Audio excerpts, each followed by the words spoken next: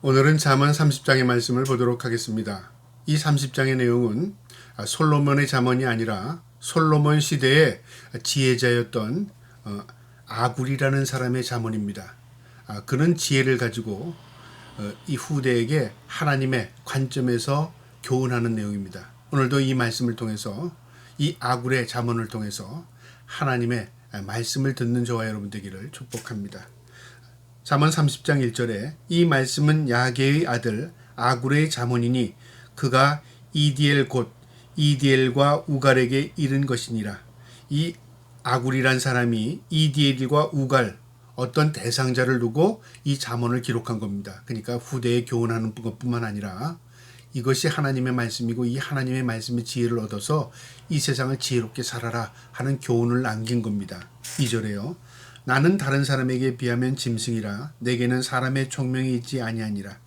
이 아굴이란 사람은 자신을 먼저 이렇게 표현합니다. 나는 짐승 같은 사람이야.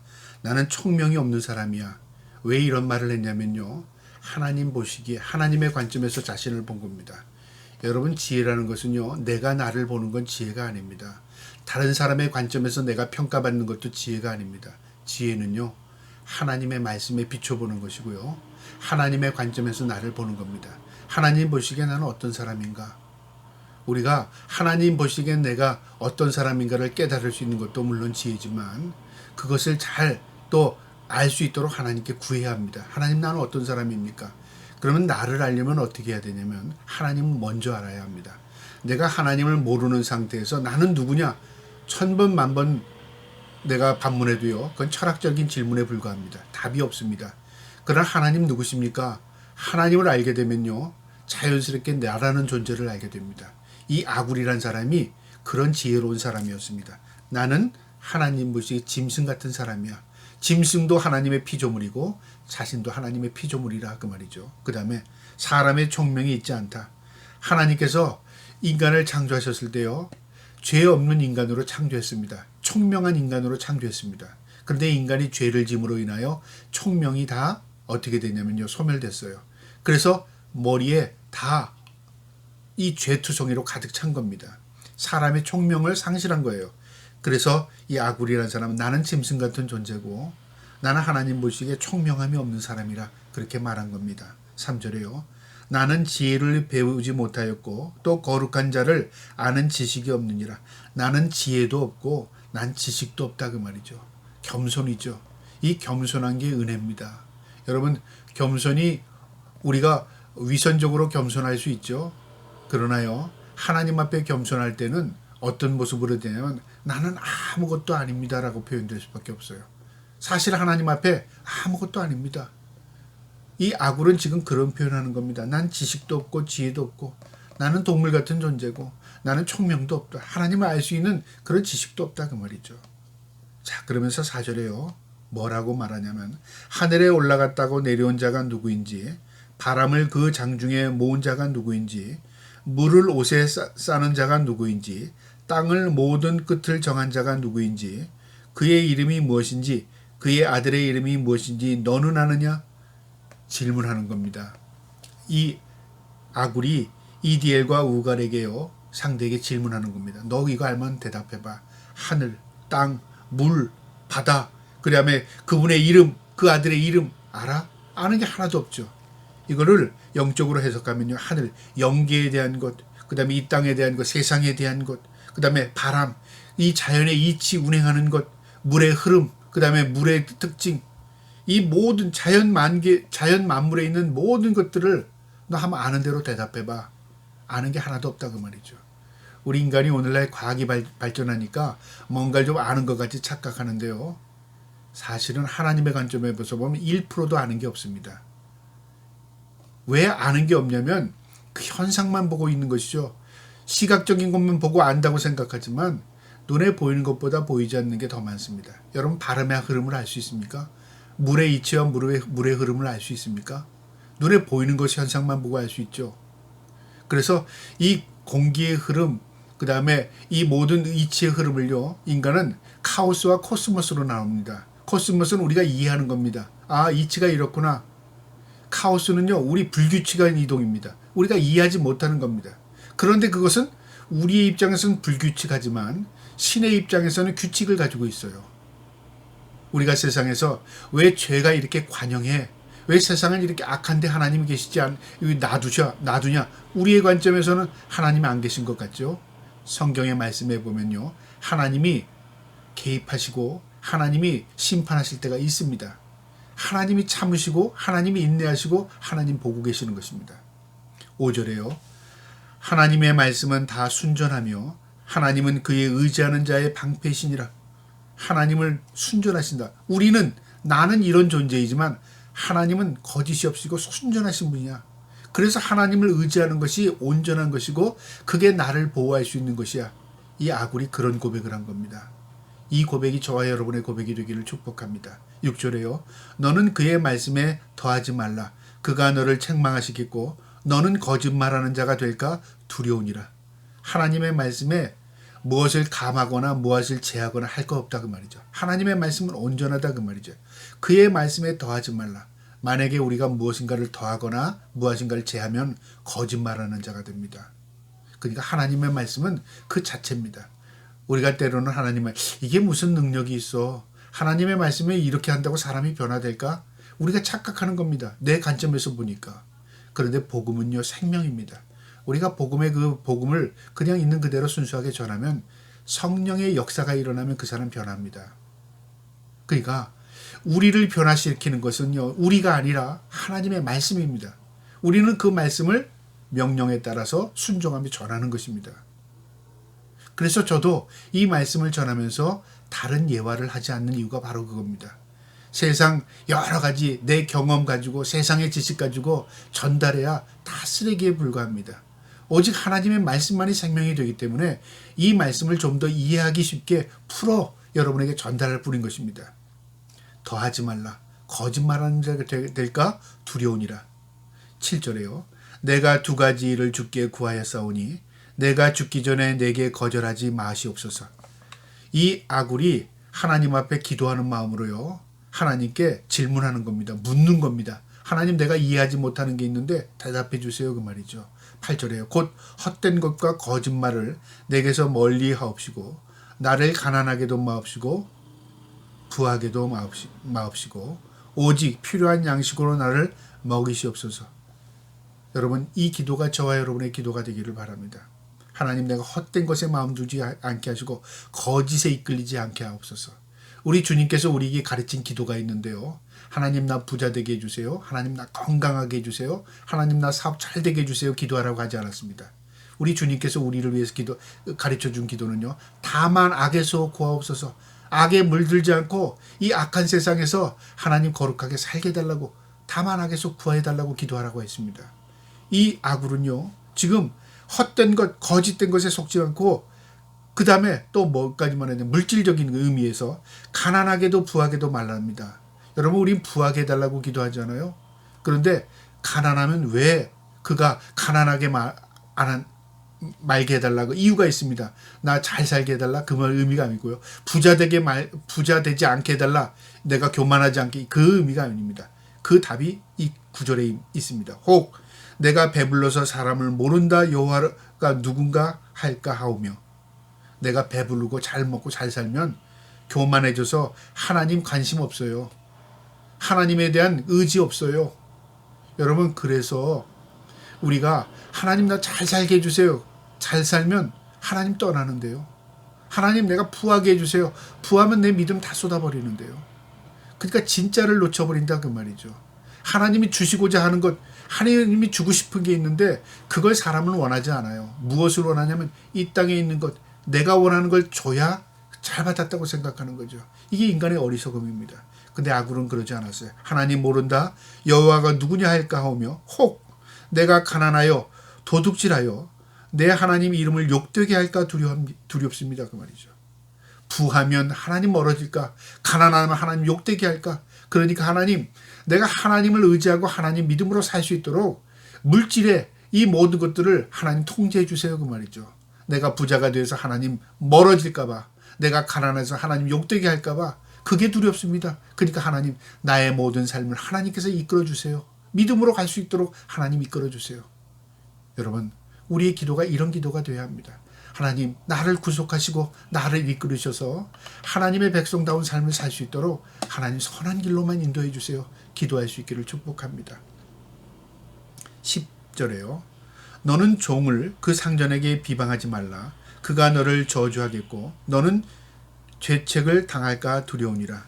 이제 아굴이요 자신이 가지고 있던 지혜를 가지고 교훈하는 내용인데요. 어떤 사람이 종에 대한 내용을 상전에게 비방했어요. 근데 이 소식을 알게 된 종은 어떨까요? 내가 왜 주인에게 욕을 먹는 걸 몰랐는데 어떤 사람이 나에 대해서 알지도 못하고 비방을 했어요. 그래서 내가 종과 나의 관계가 서먹서먹한 관계가 되었다 한다면 종은 누구를 싫어하게 되겠습니까? 주인보다는 그런 말을 한 사람이 싫은 거죠. 그러면 그 사람을 저주하게 된다 그 말이죠. 그것은 무엇을 의미하냐? 다른 말로 말하면요. 네가 다른 사람에게요 부당한 이야기를 해서 그가 어려움을 당하게 되면 하나님이 보고 계신다 그 말이죠. 너는 죄책을 당할까 두려워라. 누가 그 책망을 하십니까? 하나님이요. 그래서 우리는 다른 사람을 비방하거나 다른 사람을 욕된 말을 하지 않는 게 지혜로운 겁니다. 그를 칭찬해주고 격려해주고 지지해주는 것, 그거는 하나님이 기뻐하시는 겁니다. 어리석은 사람의 특징이죠. 그렇게 남을 비방하지 말라 그 말입니다. 10절에요. 아비를 저주하며 어미를 축복하지 아니하는 무리가 있느니라. 스스로 깨끗한 자로 여기면서도 자기의 더러운 것을 씻지 아니하는 무리가 있느니라. 이 세상에 보면 이런 사람들이 있다 그 말이죠. 이런 사람들은 참 어리석기 그지없고 하나님의 책망받을 그지없다 그 말이죠. 그 다음에 13절에 눈이 심히 높으며 눈꺼풀이 높이 들린 무리가 있느니라. 앞니는 장검 같고 어금니는 군도 같아서 가난한 자를 땅에서 삼키며 궁핍한 자를 사람 중에서 삼키는 무리가 있느니라. 네 사람의 무리를 표현했는데요. 첫 번째 11절은 아비와 어미를 저주하고 축복하지 않는 자식을 의미합니다. 부모와 자식 간의 관계에서 부모는 자식을 위해서 희생했죠. 자식은 부모를 공경하고 존경해야 하는 것입니다. 그게 하나님이 주신 우리 인간의 천륜입니다. 그런데 이것을 저버리는 자는 어떻게 될까요? 하나님 보고 계신다 그 말이죠. 하나님 보시면 어떻게 돼요? 심판받는 겁니다. 그 다음에 12절에요. 이제 자기와의 관계입니다. 스스로 깨끗한 자로 여기면서도 자기의 더러운 것을 씻지 아니하는 무리가 있느니라. 자기는 항상 올바라요. 자신은 항상 깨끗해요. 남보다 낫다고 생각해요. 교만입니다. 자기와의 관계를 잘못하는 거죠. 부모와 자식 간의 관계도 있지만요. 자신과 자신과의 관계도 있습니다. 사람들이 그걸 생각하지 않아요. 내가 나를 무너뜨리고요. 내가 나를 속이기도 하고요. 내가 나를 멸망시키기도 합니다. 스스로 망하게 하는 것. 스스로 절망하는 것. 그러니까 우리가 그것을 인식하지 못하면요. 결국은 다른 사람과의 관계에서 다 승리했고 다 존경받고 인정받을지라도 내 스스로 나를 인정하지 못합니다. 내 스스로 나를 존경하지 못합니다. 그래서 우리는 자존감이라는 말을 하잖아요. 자신의 존재감이 없어져요. 남이 나를 존재를 인정해요. 당신은 훌륭합니다. 존경스럽습니다. 인정받을 수 있어요. 근데 내가 나를 스스로 볼 때 나에게 대해서 존재 가치가 없어요. 그거 참 불행한 것이죠. 자신과의 관계를 잘못하기 때문에 그런 것입니다. 이처럼 자신을 스스로 깨끗하게 생각합니다. 그러면서 자신의 더러운 것을 이해하지 못하는 거죠.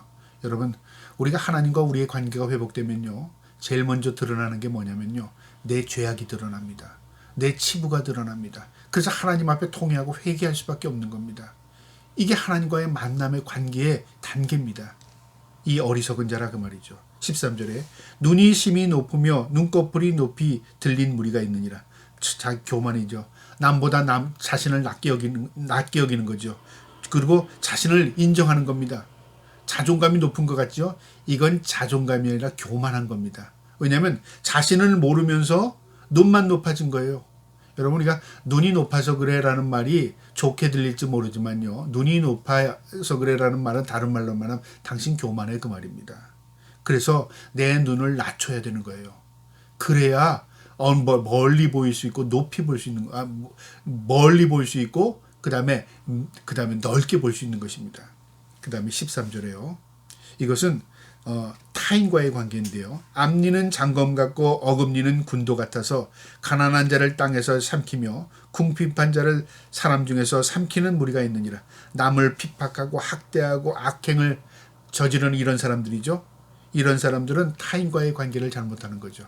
그래서 나와의 관계가 있죠. 하나님과의 관계가 있죠. 그 다음에 이웃과의 관계가 있죠. 부모와의 관계가 있습니다. 이 네 가지 관계를 잘해야 합니다. 부모와의 관계, 효와, 그 다음에 자식과의 관계 어때요? 자녀를 위해서 기도하고 하나님 말씀대로 양육하는 것. 그 다음에 자신과의 관계. 내가 하나님 앞에 올바른 삶으로서 내 자신에게 물어야 되는 거죠. 그 다음에 하나님과의 관계. 내가 하나님 앞에 어떤 사람으로 살아가는가. 그 다음에 또 이웃과의 관계. 내가 이웃에게 다른 사람에게 악한 존재가 아닌가. 그거 인식하고 사는 것. 그것이 이 땅에서의 삶이고 하나님 보신다 그 말이죠. 그 다음에 15절입니다. 거머리에게는 두 딸이 있어 다오다오 하느니라. 족한 줄을 알지 못하여 족하다 하지 아니하는 것이 선엇이 있나니. 참 재밌는 비유의 표현인데요. 거머리에게는 두 딸이 있답니다. 이 거머리는 상징적인 의미인데 거머리 같은 사람, 우리 그렇게 말하잖아요. 다시 말하면 만족이 없는 사람, 남의 피 빨아먹는 사람, 남에게 빌붙어 사는 사람, 이런 표현이기도 합니다. 그러니까 거머리 같은 사람입니다. 이 부정적인 의미죠.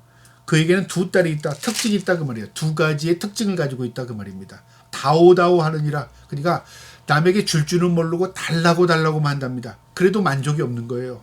족한 줄을 알지 못한답니다. 이 거머리 같은 사람은 달라고만 알지 남에게 베풀거나 남에게 줄 줄 모르는 사람이다 그 말이죠. 그래서 그에게 서너 가지 특징이 있는데요. 이렇게 얘기하면 비유로 16절에 곧 수월과 아이 베지 못하는 태와 물로 채우지 수 없는 땅과 족하지 아니하는 불이니라. 이 수월이라는 말은 밑이 없는, 그러니까 지하세계입니다. 지옥을 의미하는데요. 여러분 밑이 없는 곳에다 뭘 빠뜨려 보세요. 만족함이 없어요. 밑이 없는데 계속 빠져나가도 부어도 끝이 없는 거죠. 그러니까 이 거머리 같은 사람은 어떤 의미냐면 만족함이 없습니다. 채울 수가 없습니다. 그 다음에 아이 베지 못하는 사람, 그 다음에 베지 못하는 태요. 임신하지 못하는 사람의 배같이 임신할 수 없다 그 말이죠. 그 다음 물로 채우지 못하는 땅이라.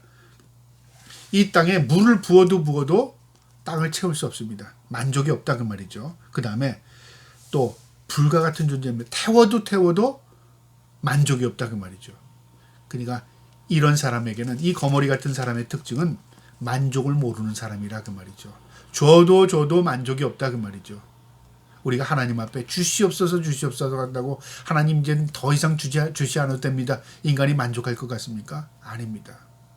하나님은 모든 것을 다 주실 수 있는 분이십니다. 그런데 왜 주지 않으시죠?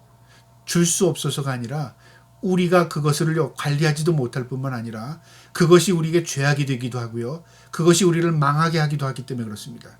그래서 이 아굴은 하나님 나를 부하게도 마옵시고 나를 가난케도 마옵소서라고 기도하지 않습니까? 우리의 기도가 그런 기도가 돼야 합니다. 그게 신앙이고 믿음입니다. 17절에요. 아비를 조롱하며 어미를 순종하기를 싫어하는 자의 눈은 골짜기에 까마귀에게 쪼이고 독수리 새끼에게 먹이느니라. 아비 어미를 조롱하고 하나님 부모의 말씀대로 살지 않는 거역하는 자는 어떻게 된다고요? 비참한 최후를 맞이한답니다. 눈이 까마귀에게 쪼인답니다. 그 다음에 그의 시체가 독수리 새끼의 먹이가 된다는 거죠. 그러니까 온전하게 죽지 못한다 그 말이죠. 비참한 삶을 살게 된다 그 말이 표현하기도 합니다. 18절에요. 내가 심히 기히 여기고도 깨닫지 못하는 것 서너시 있나니 곧 공중에 날아가는 독수리의 자취와 반석 위에 기어가는 뱀의 자취와 바다로 지나가는 배의 자취와 남자가 여자와 함께한 자취이며. 참 재밌는 비유의 표현인데 세상에서 누구도 당사자 외에는 알지 못하는 것들이 있다 그 말이죠. 독수리가 날아가면요. 그 다음에 연로해서 이렇게 날아갔다. 모른다 그 말이죠. 왜냐하면 그 자국이 남지 않기 때문에, 흔적이 남지 않기 때문에. 뱀이 바위에 지나갔을 때 흔적을 남깁니까? 남기지 않습니다. 흔적이 없죠. 배가 바다를 지나갔는데 그 길이 쭉 연결이 돼서 자국이 남습니까? 흔적이 없습니다. 이처럼 남자와 여자가 함께한 자취가 없다 그 말이죠. 그러니까 당사자들만 안다 그 말이죠. 그러니까 이런 비밀스러운 일들이 세상에는 얼마든지 있고 이런 일들을 누구도 모르게 자신들만의 비밀을 가지고 간직하는 사람들이 있다 그 말이죠. 그런데 이 말은 숨겨졌다 그 말입니까? 아닙니다. 하나님은 아신다 그 말입니다. 20절에요. 음녀의 자취도 그러하니라.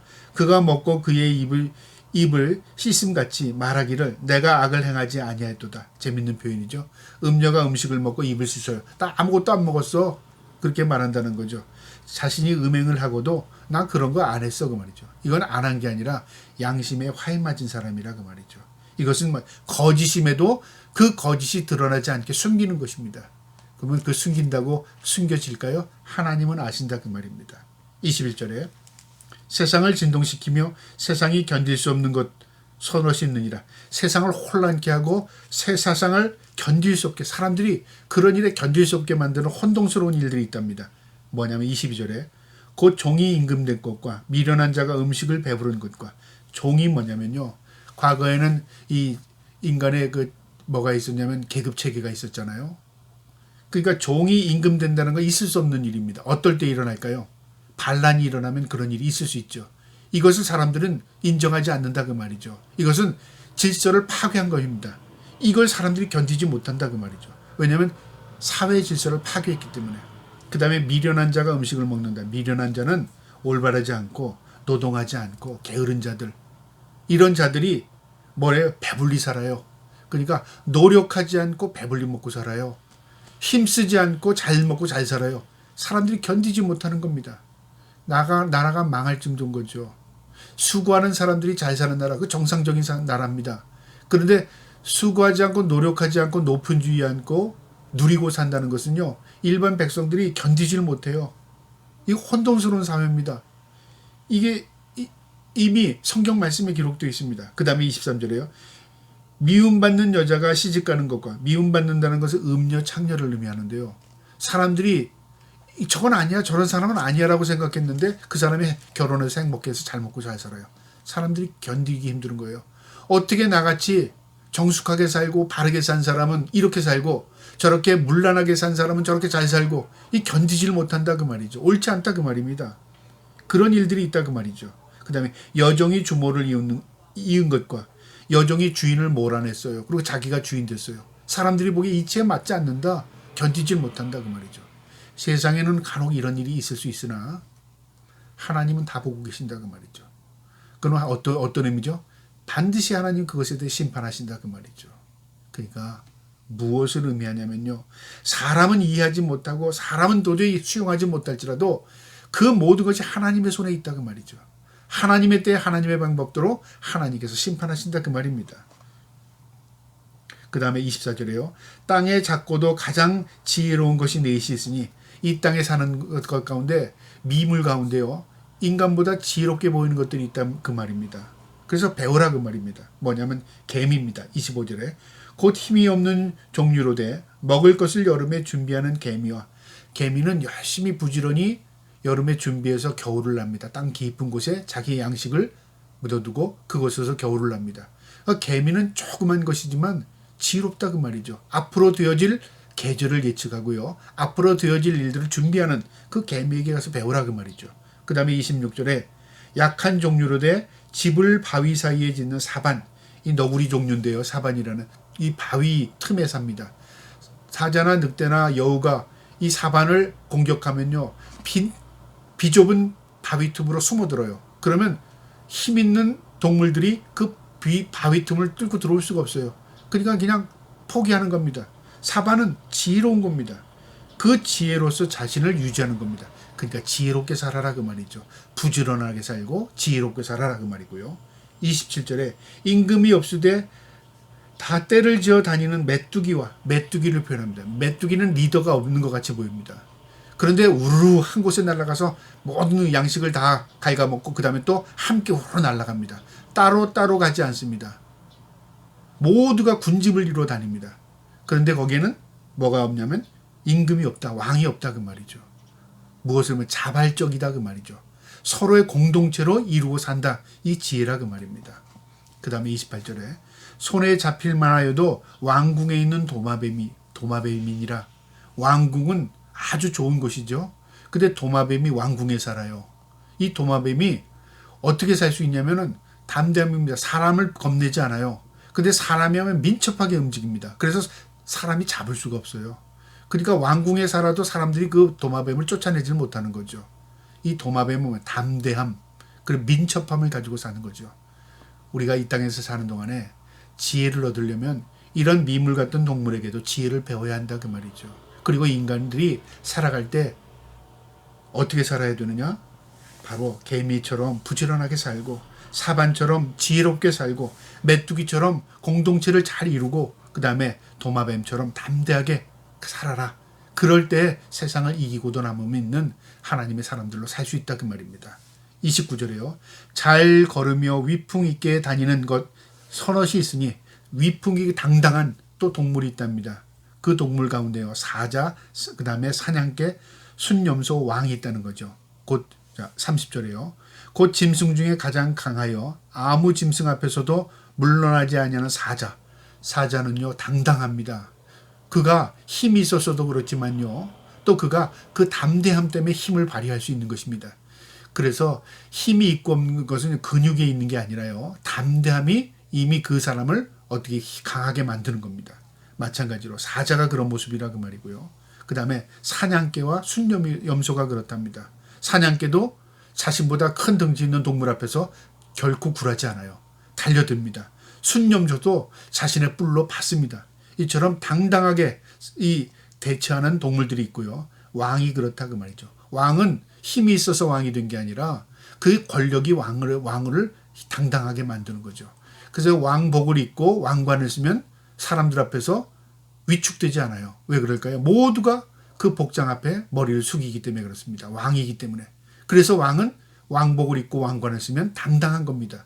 이처럼 세상을 살아갈 때 당당하게 살아라 그 말입니다. 32절에요.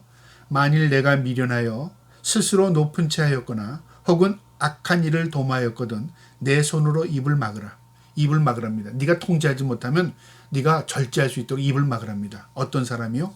스스로 높이 교만한 사람 입 막아라 그 말이죠. 악을 행하는 사람 입 막아라. 이게 돌이키라 그 말이죠. 네 잘못을 깨닫고 하나님 앞에 돌아오라 그 말이죠. 내가 실수했습니다가 아니라 실수했으면 다시 하지 말아라 그 말이고요. 네가 잘못했으면 하나님 앞에 통회하고 돌아오라 그 말입니다. 마지막 33절입니다.